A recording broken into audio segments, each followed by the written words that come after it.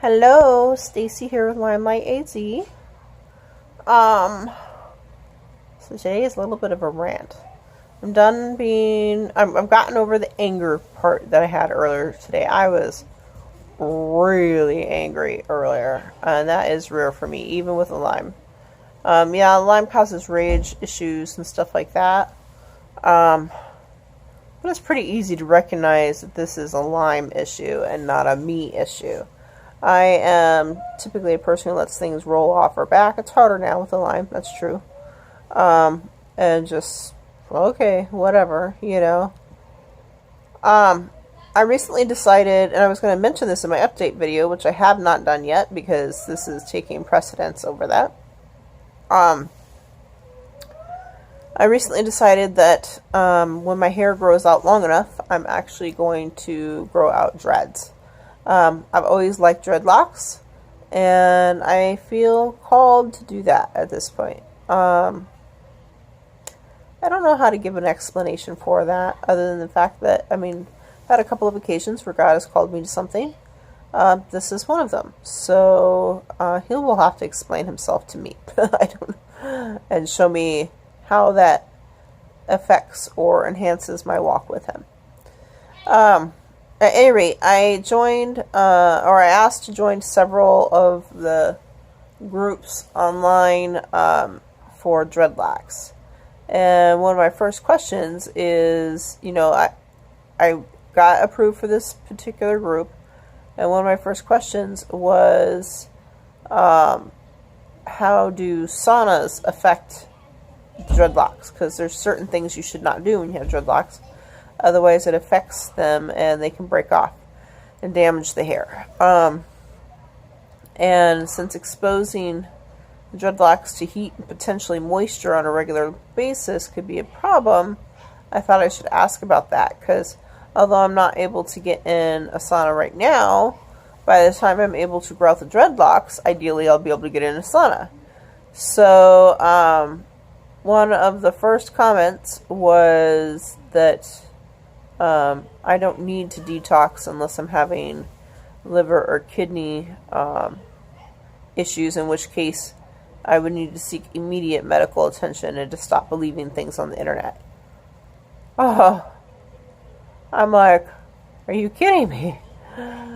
Oh, I was furious. I was so angry, and I decided to try to, it sounded an awful like this person was saying Lyme doesn't exist, but I was not going to jump to that conclusion. And I'm like, I'm sorry?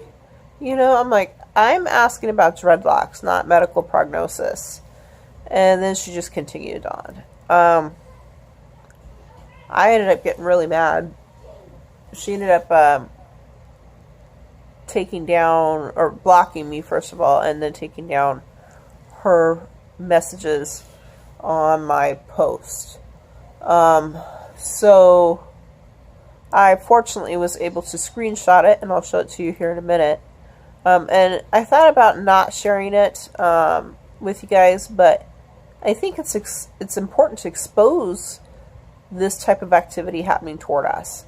I blocked out the woman's name, and there was one other person who commented. I blocked out her name, and you don't know the group that it's in or anything like that, but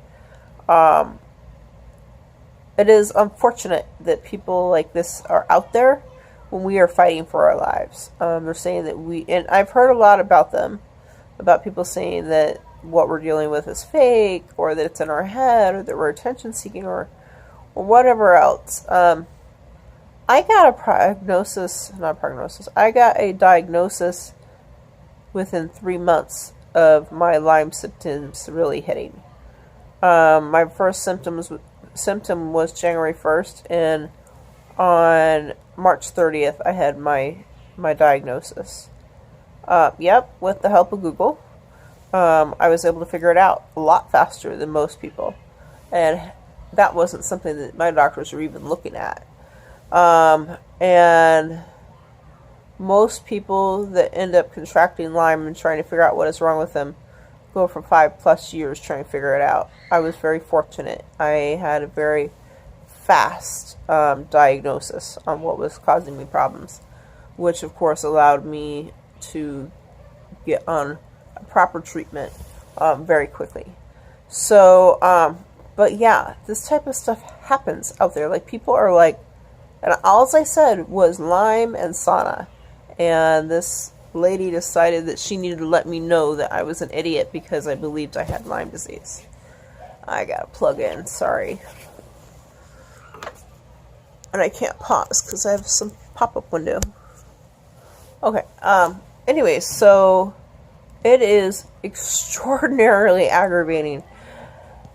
This disease is awful enough without strife like that. And I know I let this lady get to me more than I should have, but it is frustrating to be fighting for your life, have a disease nearly kill you, and be bedridden for a year and a half, and then have somebody tell you that it's all fake.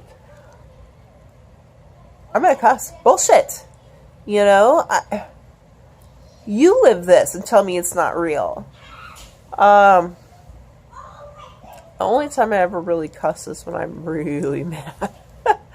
You know, I mean, like, oh my gosh, how can the ignorance be this thick?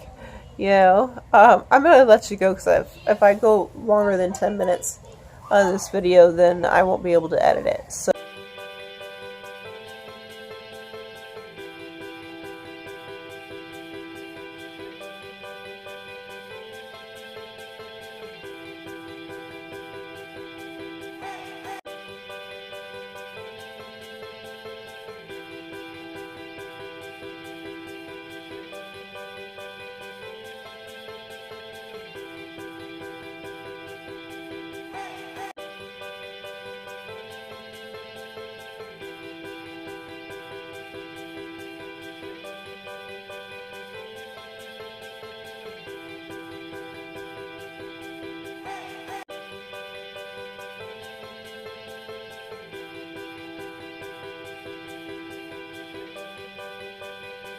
So, but anyways, I just wanted to share, yeah, this stuff exists. Like, these people are really out there and are really trying to say Lyme is fake.